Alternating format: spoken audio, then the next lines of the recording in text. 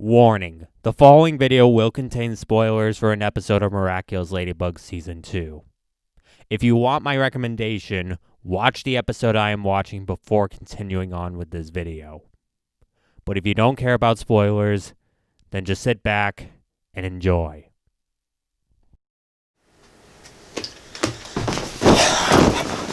Okay, I think I'm calm enough for another episode review. Which one do we got on the chopping block? Glaciator? Okay, after those last two episodes, I think I'm prepared for anything. They might try to get my hopes up and then crush it right before my very eyes, but I'm always one step ahead of them. I will not be tricked like last time. They're not going to pull a fast one on me. Alright, Glaciator, bring it on! 22 minutes later...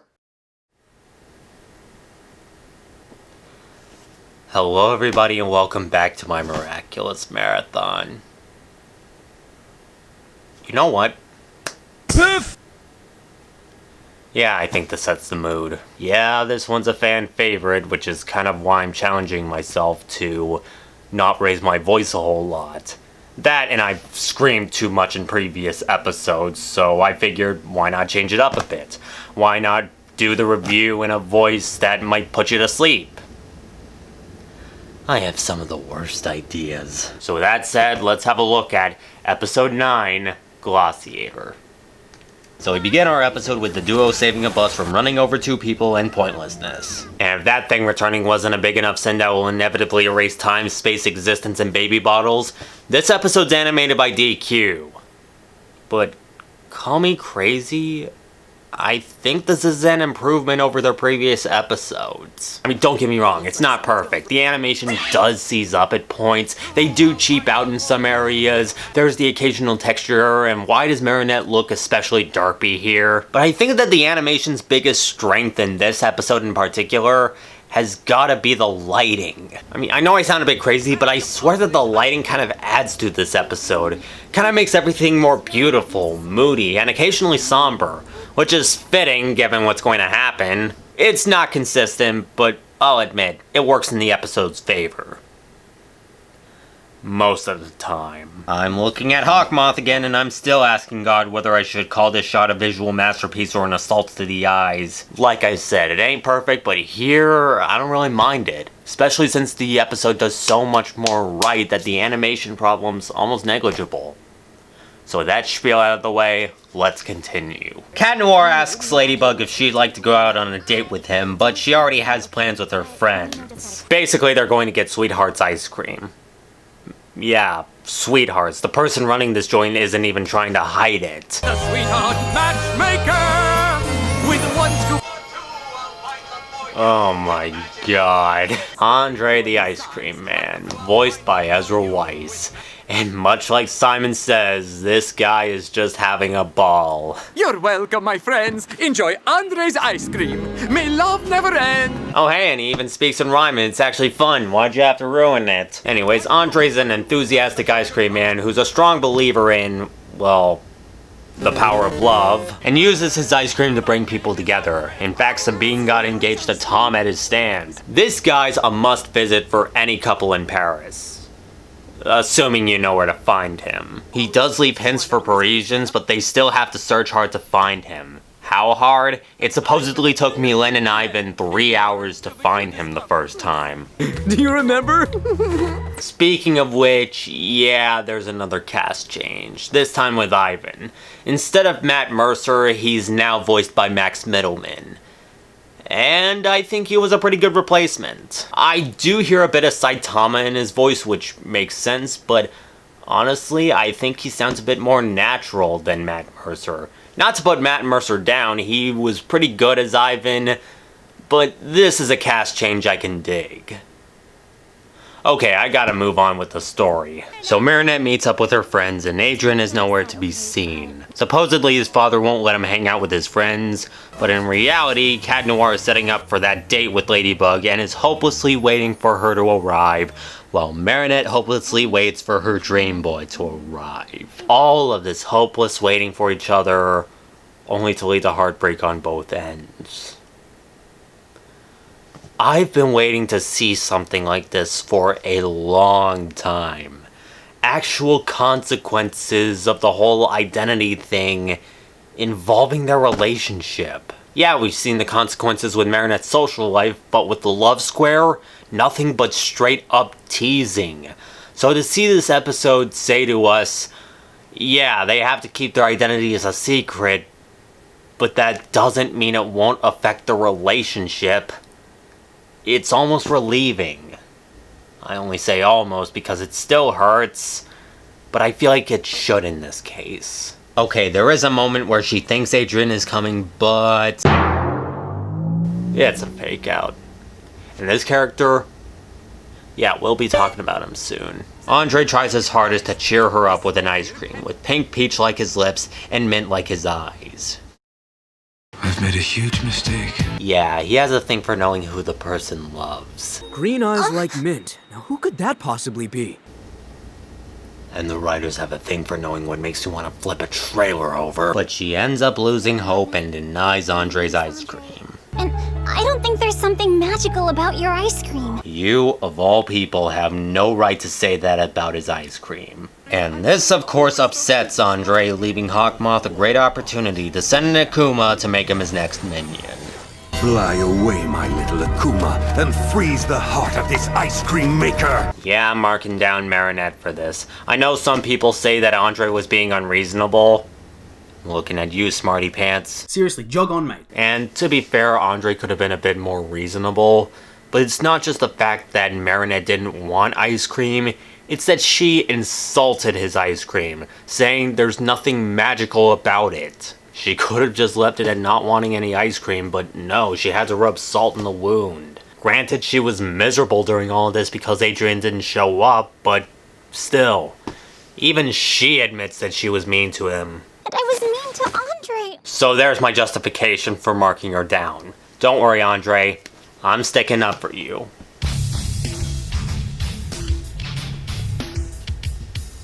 And much like last time, I'm skipping the Akumatization and just heading over to our villain. The Akuma possesses his ice cream scoop, surrounds him in ice cream, and turns him into Glaciator.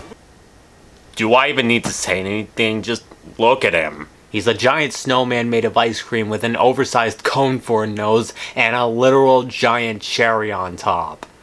How could I hate a design like this? As for his powers, he can shoot ice cream out of his hands that turn people into ice cream statues that will inevitably melt. Yeah, kinda dark, but there's a catch. Not really with the powers, but with him. He's still a believer in the power of love, so if you just so happen to be with a significant other, congratulations, you bought yourselves a ticket to freedom. You gotta admit, that's pretty adorable, and so is Glaciator. This has gotta be one of the most lovable villains in the series due to his design, the fact that he's willing to spare couples, and again, Ezra Weiss stealing the show. You're looking so sad and surly, but Glaciator will make it all better. Don't you worry! But Glaciator isn't the only highlight of this episode. Let's head back to the duo. Still feeling upset, Marinette heads to the balcony to try and feel better, and eventually, Cat Noir joins her. Ladies and gentlemen, one of the most anticipated scenes in all of Season 2, the balcony scene. This was a highly anticipated scene for the episode ever since a drawing of it was first revealed. Maybe because it's a Marichat scene, I don't know, but all it boils down to is them expressing their heartbreak to each other. There really isn't much more to this scene other than Marinette covering up her secret and Cat Noir showing her the surprise he had. Really, I cannot hate this scene. It's well shot, it's heart-melting, it gives me a reason to support the Marichat ship. It's helped by Christina V and Bryce Papenbrook giving an amazing performance. Seriously, the both of them nailed this scene. And I can't believe I'm saying this. This is probably the first time I've ever felt bad for the duo. At least in a long while. As much as I throw shade at the two, I can't help but feel bad for them when their significant other doesn't show up. And like I said, this could be so much easier if they just revealed their identities to each other. But because of the dangers, it just can't happen. Maybe one day, but not right now. Honestly, I can't come up with any jokes for this. Maybe except for this line. One time a supervillain fell in love with me. Talk about bad luck. I can hear Tomato Boy silently weeping in his bed right now. But aside from that, I've got nothing else to say about this scene other than it's beautiful. Not even DQ's animation gets in the way. But what does get in the way is the not-so-jolly Cream Giant. Cat Noir brings her home. Maybe I was wrong about him. Maybe. Ends her transformation sequence here, and she saves Cat Noir from an untimely demise. How was your amazing evening with your friends? It went horribly. How was your date without me? So they protect some people, and Ladybug realizes the Akuma's in his ice cream scoop. Oh, whatchamacallit? Ladybug, I think your marionette is showing. And after noticing he doesn't attack the couples, Ladybug suggests that she and Cat Noir pretend to be in love. Sorry, Ladybug, it's not cool to play with people's feelings. I mean, he's not wrong. I've seen people complain about this scene for one reason or another, and on one hand, yeah, Cat Noir shouldn't have set his hopes too high, expecting Ladybug to come when she said that she wasn't. Even he apologizes for it. No, I'm the one who's sorry. On the other hand, I could sort of see where he's coming from. I mean, he sets up a date, she doesn't show up, and the best plan that she has is for them to pretend that they are in love with each other when he's actually in love with her. It does seem like the only way, but it can come off as a bit inconsiderate. I'm not going to harp too hard on it because, well, what other option do they have left? Making an oversized hairdryer and melting him? Cutting him in half? Because that didn't work. So they reveal themselves and give us some Lady Noir fodder. They look so in love. Honestly, I don't blame him for not firing. Ladybug attacks and finds out Andre's inside the monster. They escape and she uses her lucky charm. And what does she summon this time? Looks like someone's going for a ride. And I might have spoken too soon with that hairdryer idea because that's exactly what they do. Use a motorcycle, some signs, and Cat Noir's staff and belt to make a propeller that melts him away. It's not exactly the same as a hairdryer, but it's close enough. As for the helmet, she puts it on, I'm guessing in case the kickstands fail and she ends up crashing into something. Safety first, I guess. She takes the scooper and breaks it, releasing the Akuma. Insert status quo you've seen here, turn everything back to normal, and then fist bump. Found it! Another day, another attack, another victory for the Miraculous duo. Sacre bleu, how enchanting! And another smile-worthy moment from Andre.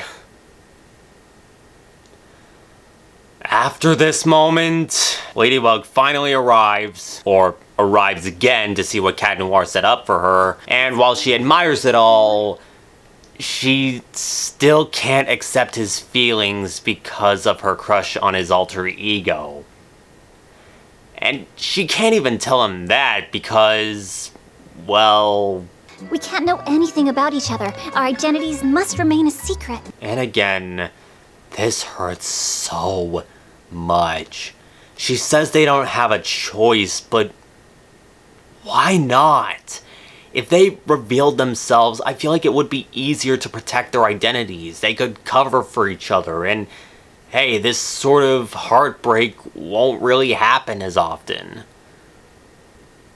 I'm just saying. And right as they give me a reason to outright lose it, Cat Noir... I get it, Ladybug. Your friendship means everything to me. You can keep the rose. Takes it like a champ. Oh my god, what did we do to deserve these two? Why did I have to reveal their identities? Why couldn't I have just stopped? We cut to the next day where Marinette visits Andre and decides to make it up to him as she should. Never say never. Never! hypocrite! Okay, that was too easy. I apologize. Adrian comes across Andre as well, and he gives him his own ice cream. Strawberry chocolate chip for the suit, blackberry for her hair, and blueberry for her sky blue stare. Okay, he's a sidekick. This has convinced me he is 100% sidekick. There is no dancing around it. And Adrian leaves with his spotted flea special, ending our episode. So that was Glaciator. It is freaking beautiful. I'm gonna say it, this is one of my favorite episodes. Not just because of Andre, his villain form, and Ezra Weiss's amazing performance as both of these characters, but because this episode does the one thing I was not expecting them to do, involving their identities. Rather than tease us with the reveal, they show us the consequences.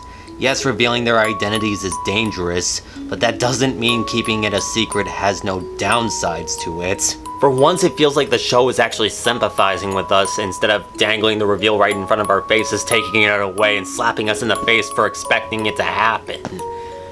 And this has led to some of the most memorable moments in the series, whether it's the balcony scene or especially that rose scene. My God, we don't deserve these two.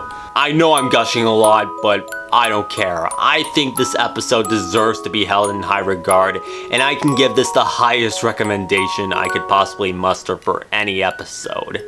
Trust me, go and watch it. You will not regret it. Well, that was something, and I can definitely say it made up for the pain that the previous two episodes, well, episode and 2 scenes gave me. And as per usual, to Andre, I'm sorry about what Marinette said about your ice cream. And at the very least, she made it up to you. Anyways, next time on the Miraculous Marathon, we're going to be having a look at Sapides. Until then, this is ASLB, and I've got nothing else to say other than have a great life, stay miraculous, don't eat too much ice cream, and see ya.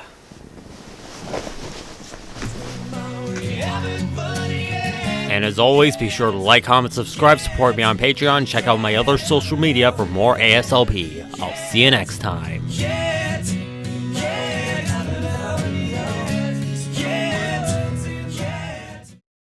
I've never tasted superhero flavor before! Okay, he's a cannibal.